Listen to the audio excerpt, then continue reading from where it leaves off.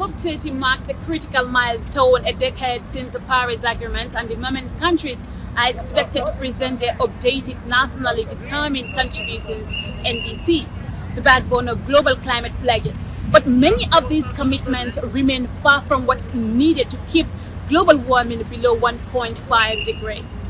Here in Brazil, the symbolic host of the Amazon rainforest, the stakes could not be higher. Scientists warn that the Amazon, often called the lungs of the earth, is nearing a tipping point. And while nations debate how to cut emissions, communities living here and all the vulnerable populations around the world already feel the impact. Floods, heat waves, droughts, and shifting rainfall patterns. This year's COP places a renewed emphasis on adaptation, recognizing that even as the world strives to reduce emissions, millions are already living the realities of a changing climate. From coastal flooding to forest loss, adaptation has become a central pillar of negotiation, with a growing call for stronger funding to build resilience among populations, ecosystems, and economies.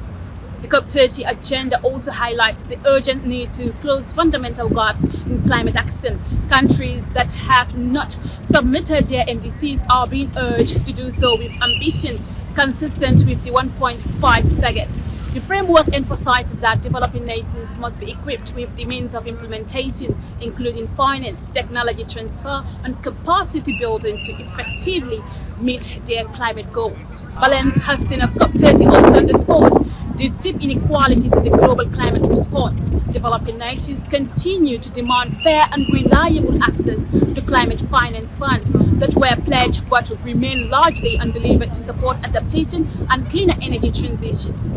To accelerate progress, countries are being urged to consider innovative financing mechanisms such as debt swap arrangements that allow developing nations to implement climate policies without deepening debt burdens. All the measures include a timeline for the phase out of fossil fuels, the creation of a global climate change council on the expansion of forests. As discussions begin, attention now turns to implementation, not just pledges. The focus here in Belem is on transforming words into tangible policies and financing mechanisms that can deliver real, measurable change. As COP30 unfolds in the heart of the Amazon, the world is watching, hoping this summit will finally match ambition with action and move from promises to lasting progress. Aminata Sanyang reporting from Belem, Brazil.